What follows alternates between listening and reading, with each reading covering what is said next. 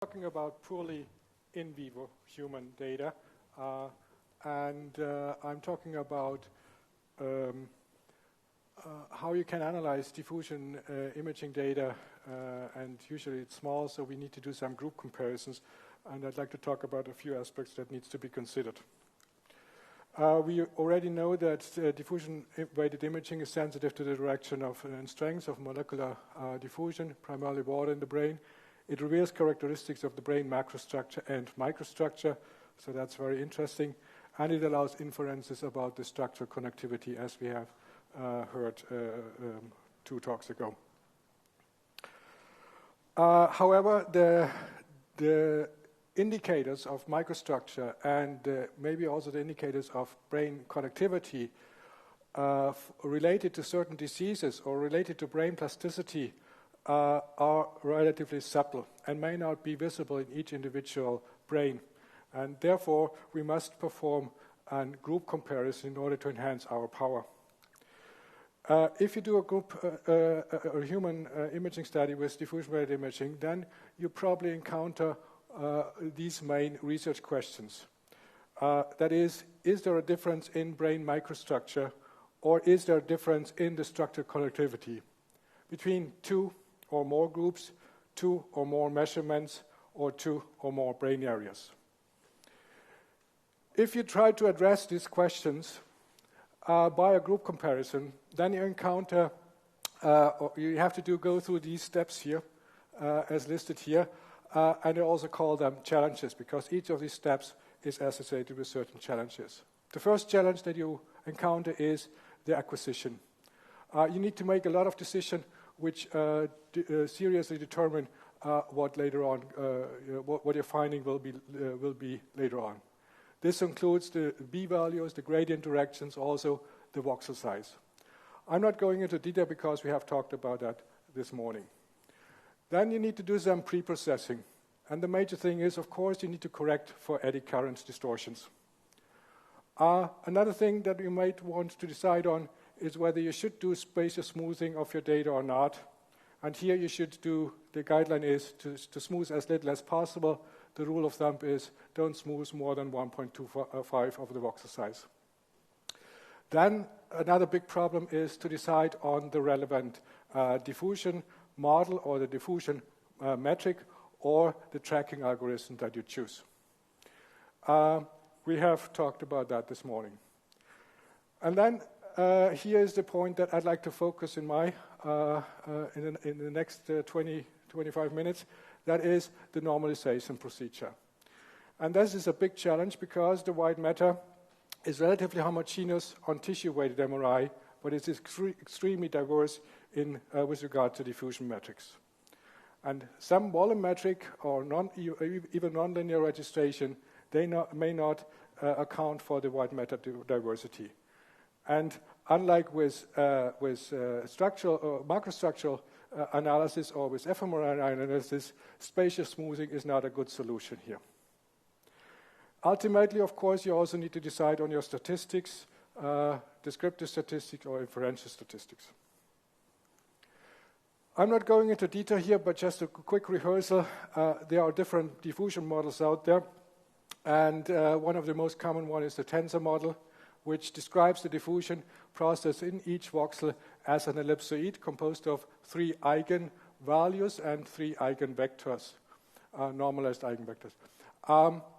Based on this diffusion model, you can derive different diffusion metrics like the mean diffusion, the fractional entropy, which is the normalized variance of the eigenvalues, or radial diffusivity or axial diffusivity. It's very common used, and most of the examples that I show later on are based on the tensor model. For fiber tracking, I personally prefer the ball and stick model because it's a little bit better in modeling complex fiber architectures such as crossing fibers, and that was initially proposed by Behrens et al. But just to be complete, there are many other types of models depending on the research question that you have, as we have already seen this morning by my co-speakers. In order to perform a group analysis, there are basically 5 different approaches, classes of approaches, that have been used successfully. All of them have their advantages and also their limitations.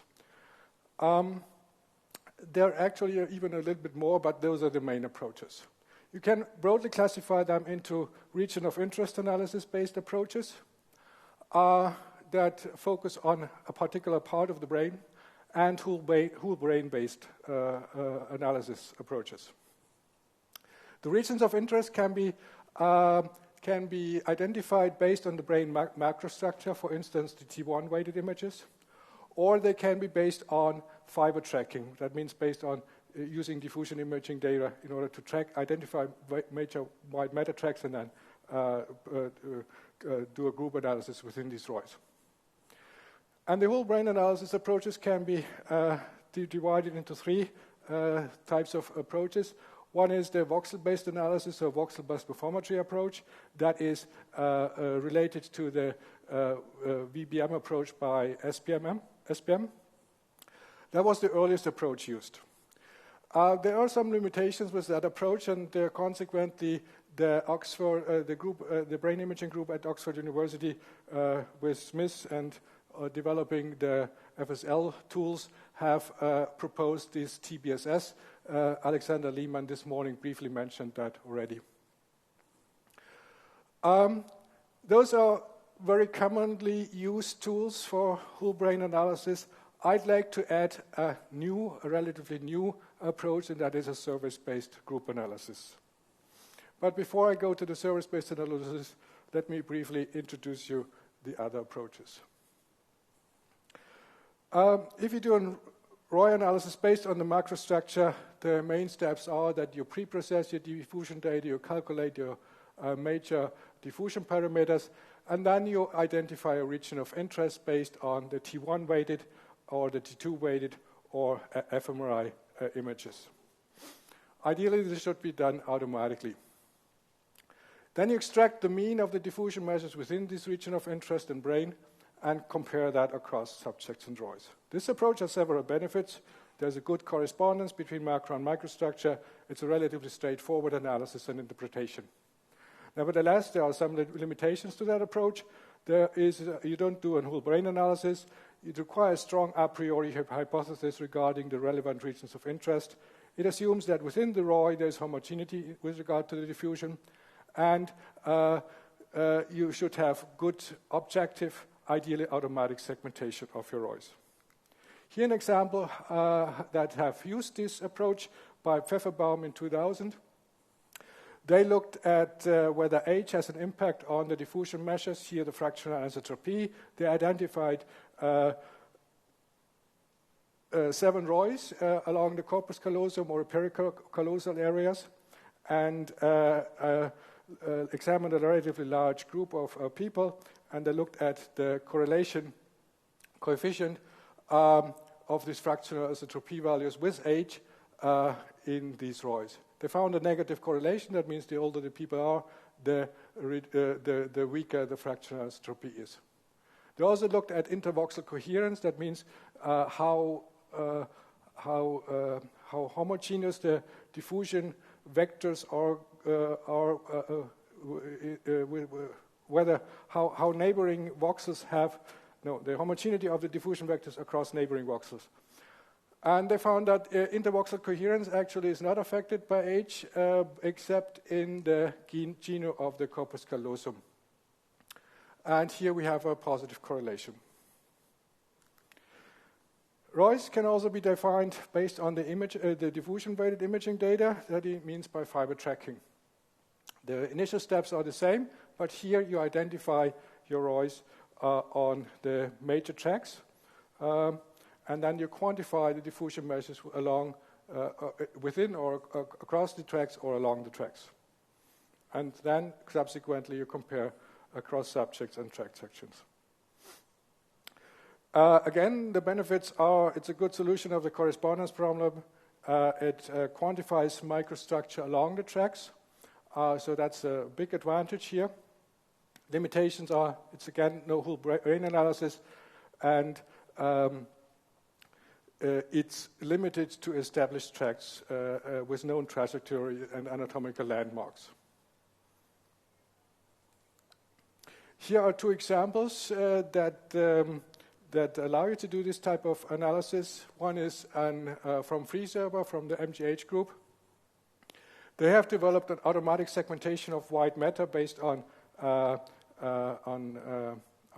probabilistic tracking. It's called Stracula tracks constrained by underlying anatomy. That allows you to identify 18 tracks within the white matter and to derive diffusion parameters within these tracks and along these tracks. Another example here from an add-on to the VistaSoft tools, and later on my co-speaker will, I think, elaborate this approach a little bit, is by here they examined the optic radiation and the optic tract and compared groups of healthy people and people with retinal vision loss.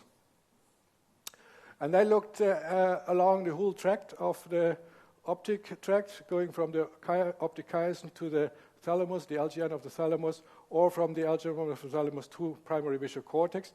And at each segment along this tract, they made a group comparison. And they found that only at some segments of these tracts there is a difference in the fractional anisotropy. For whole brain analysis, the first approach that was used that was voxel-based morphometry. It basically uses a nonlinear registration of the T1-weighted and the B0-weighted diffusion imaging to a standard or template space. You segment the gray matter, white matter, and CSF, and then you warp the individual subject's diffusion parameters, such as fractional anisotropy or mean diffusivity, to that template space.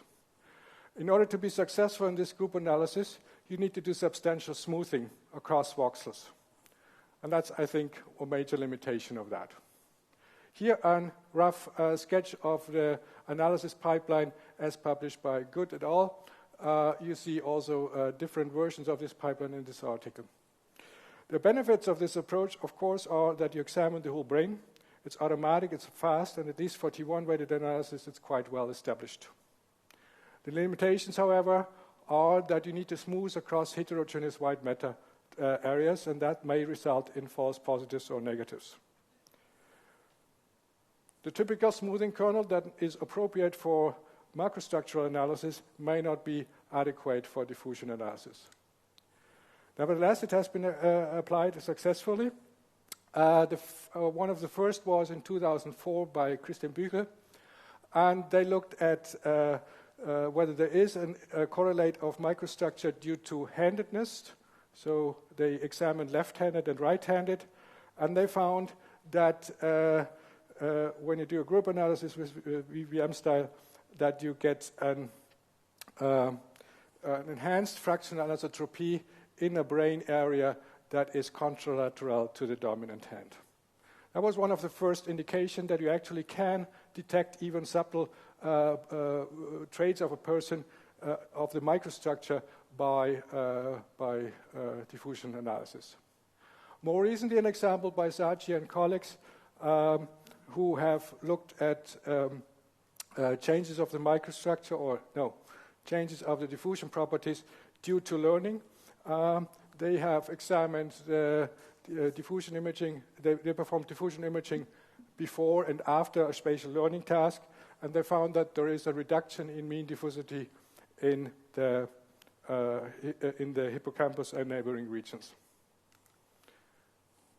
One criticism on that approach of VBM was raised by Jones and colleagues, and there are actually several criticisms, but one major is that VBM requires volumetric smoothing, usually in the magnitude of 2 to 3 times the voxel size. And they have examined then schizophrenic patients and control patients, and we're looking at differences in the diffusion properties among them. They used different smoothing kernels, and they found when you have a very small smoothing kernel below 6 millimeter, there is no group difference at all. If you have a 10 millimeter smoothing kernel, you see that there is reduced fractional anisotropy in the schizophrenic group in the right superior temporal gyrus. But if you enhance the smoothing kernel, you see a reduced fractional anisotropy only in the left cerebellum. So the results heavily depend on the smoothing kernel.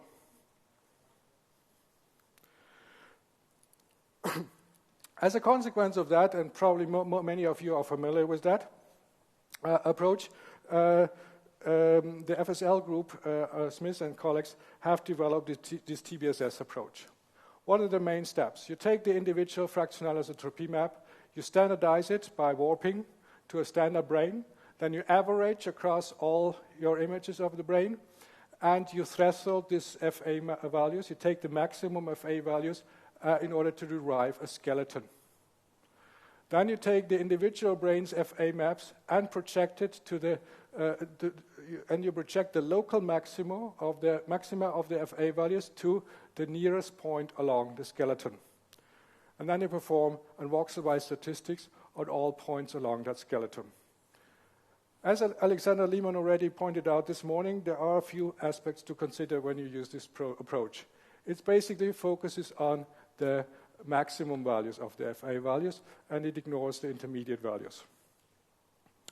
Nevertheless, it has certain benefits. It uses alignment invariant features, or at least it tries to address the issue in comparison to VBM style, and it limits the number of comparison to this tracked skeleton. Actually, the proper term, a better term would be FA skeleton. However, some criticism has been raised for that approach. The one is that systematic alignment errors may still result in false negatives and positives. The FA skeleton does not necessarily correspond to real fiber tracts, and the analysis, as already mentioned, is limited to local maxima. It has been applied successfully, Dimosio, for instance, but there are many other studies out there. Here in this study, they looked at differences between Alzheimer patient and control patient, and between older and younger patient. They found that older people as compared to younger people, they show a reduced fractional anisotropy in frontal, parietal, and subcortical parts of this FA skeleton. And Alzheimer patients show a reduced fractional anisotropy in the left anterior temporal lobe of this FA skeleton. But as already mentioned, that FA skeleton does not necessarily mean real tracts. For instance, here, this is the region, Alexander Lehman already showed this image this morning. This is a region where many tracts, real white matter tracts, collapse, and you cannot really infer that this is related to a particular tract. Consequently, a number of improvements have been proposed that try to solve these problems associated. For instance, you model the crossing fibers, or you try to derive the skeleton not based on the FA values, but instead on the direction information. Let me show you an alternative approach of group analysis, and that is a surface-based analysis. And you can use, in my opinion, use this approach for both for analyzing fiber tracking data and for analyzing microstructure difference. What is the main point? I take the diffusion-weighted image and I reconstruct the brain. That means I segment white matter and gray matter, and then I create a cortical surface of the brain. I personally use the free-server pipeline, but you can also use other segmentation pipelines. Then you perform spherical registration. That means you inflate the brain up to a sphere, and then you normalize the brain in a way that the major gyri and Solky are preserved within the standard brain. Then, if you perform a group analysis with fiber tracking, you define your seeds on the surface. And the previous speaker on fiber tracking already mentioned that you can actually define your seeds on the surface and perform tracking with this type of seeds. You track them through the white matter, and then you look at the track probability maps and examine where along the cortical surface, where along the white-gray matter boundary these tracks terminate. You project then these track terminations back to the surveys using the spherical registration of your reconstruction. And then you average or across brains, or you can also perform inferential statistics on that. I have used that, for instance, in order to identify the track connectivity of the auditory cortex. In this case, I seeded the tracking algorithm in the auditory cortex, the hemisphere gyrus, tracked along the white matter.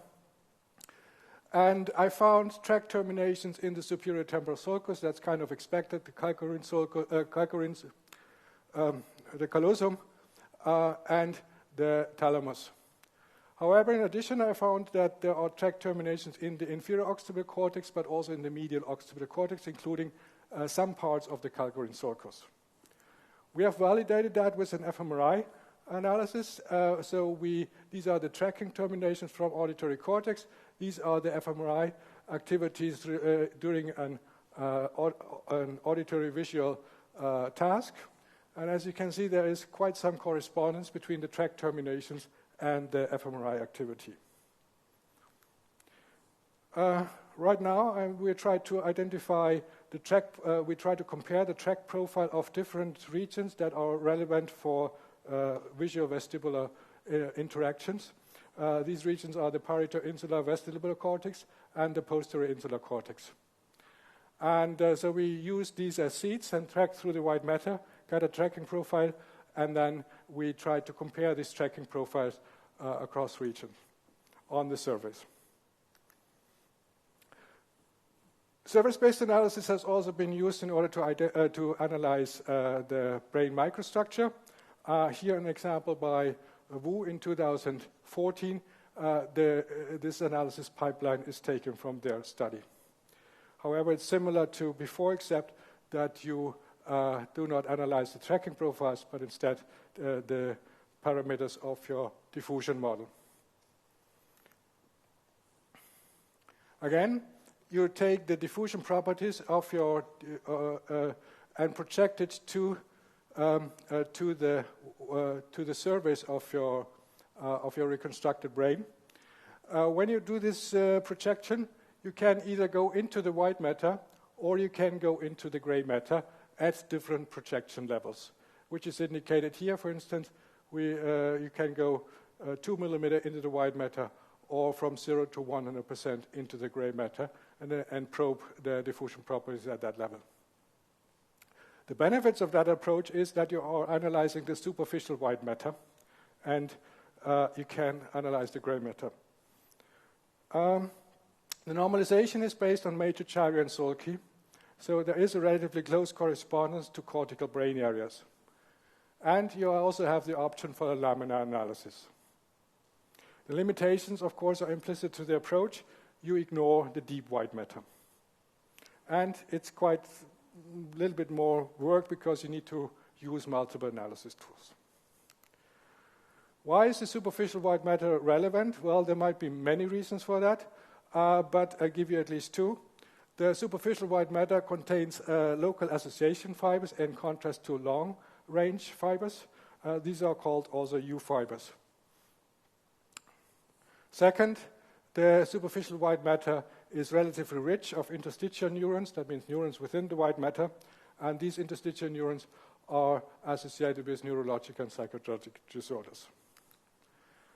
So, Wu et al. Have done this surface-based analysis, and they looked at children in the age of 10 to 18, to adolescent group, and they wanted to know whether there is a maturation of the cortex with regard to diffusion properties. What they found is that there is an increase of fractional anisotropy in several parts of the cortical surface. There's also a reduction of mean diffusivity in certain parts of the brain. They identified two main regions. One region is classified or characterized by an increased fractional anisotropy and a decrease in mean diffusivity. And you can interpret that in a way that there might be increased myelination during maturation. Another spot shows here that there is an increased fractional anisotropy, but there is an enhanced axial diffusivity. And this could be interpreted as suggesting that it may result in enhanced axonal coherence. We also examined the age effect with the surface-based analysis, but we used older people. Old means in the age range from 20 to 80. We also did and we also compared a patient group with vision loss, with central vision loss. That means people with macular degeneration, with healthy controls. And we projected up to 2 millimeter into the white matter and all the way to the gray matter. What we see here is that the change in diffusion, or the change in diffusion as a baseline, across the different projection levels. So this would be white matter, and this would be gray matter. When we go from white matter, pooled across all the surveys. When we go from white matter to gray matter, we see an increase in the secondary and tertiary eigenvalues. For the first eigenvalue, we see a kind of U-shape-like behavior. That means there is a decrease when we go towards the white-gray matter boundary, and then there is an increase. Fractional anisotropy is strongest in the white matter, and it decreases when we go to the gray matter boundary. This is the age effect of that. That means we correlated age with these diffusion properties for each vertex point. And this is the change with by age in percentage per year. We see that diffusion is increasing by age substantially. It's increasing in the white matter, but even more so in the gray matter. When you look at that at the surface map, like this one here, then we can see here that there is a substantial increase. This is the age effect, a substantial increase by age across many parts of the brain. However, when you look at derived measures like fractional anisotropy, then you can see that the change in fractional anisotropy is limited to certain parts of the brain. Similarly, intervoxel coherence, it's also limited to certain parts of the brain. This is here splenum, cuneus and precuneus, and this one here is more anterior medial cortex. Then we also looked at tissue-weighted measures, for instance, cortical thickness.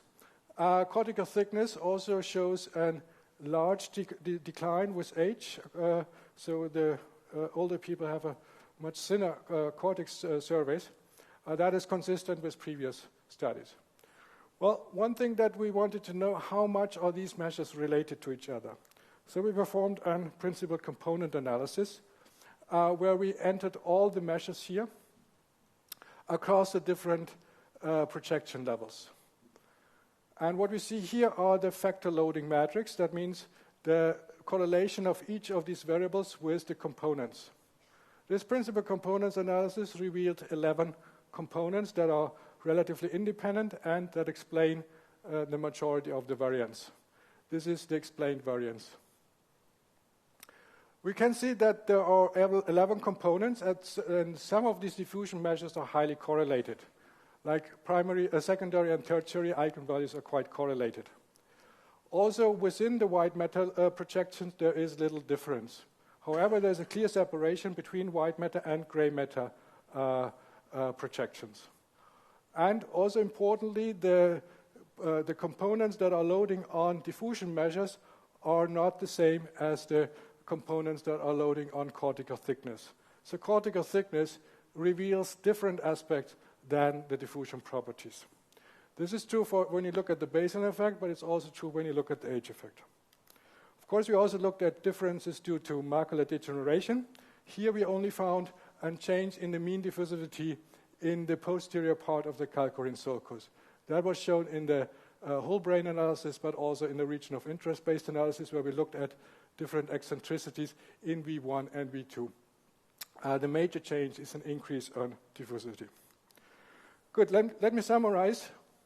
I hope I could convince you that diffusion-weighted imaging is sensitive to long-term and short-term aspects of brain plasticity, that there are various diffusion-based parameters that are and these are sensitive to different aspects of brain plasticity. So don't look just at one parameter, but also look at other ones.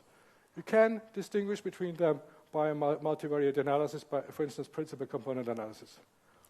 The sensitivity of diffusion-based parameters is more or higher than the sensitivity of classical measures of brain structure, like cortical thickness. There are several procedures of group comparisons. Each have their strengths and weaknesses. It's important to exploit the strengths, but also consider the weaknesses. And I hope I could convince you that a service-based analysis might be a valuable alternative to existing approaches. Thank you very much. Thank you very much, Anton, for the interesting talk. There are questions. Who has any questions, please step to the microphone.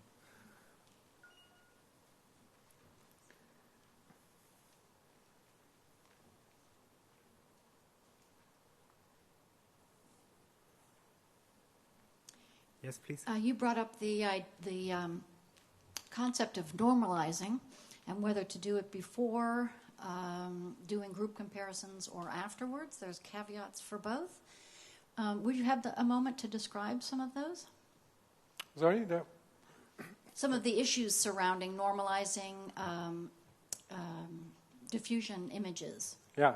Whether you do it before your group comparisons or afterwards, that there are issues with both.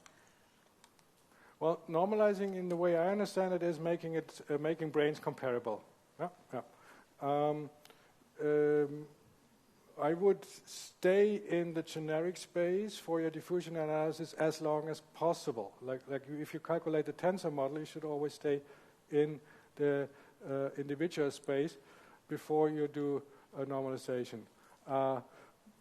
At some point, of course, you must go to the average brain, and this should be done with as little distortions as possible, but do that as late as possible. And would you do that then based on the coordinates of each person's native space to, say, an MNI brain or whatever template you want to compare Well, to? that's done with the VBM style approach, yeah. You have a warping. It's also, that's done with the VBM style. You have a warping, you get a nonlinear registration, and that goes by the coordinates. The TBSS approach does that.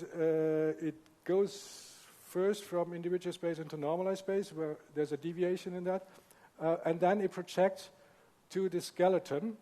So that's not necessarily anymore a coordinate transformation. When you go with surface-based analysis, you do not take the volumetric coordinates, but instead you look at the surface coordinates. You first go at the surface, look at the matrix, Salki and Shari, and then go to the average brain. At least for gray matter analysis, for superficial white matter analysis, I think that is the preferred way to go. Thank you. Any more questions? If not, then I would propose to go to the next talk.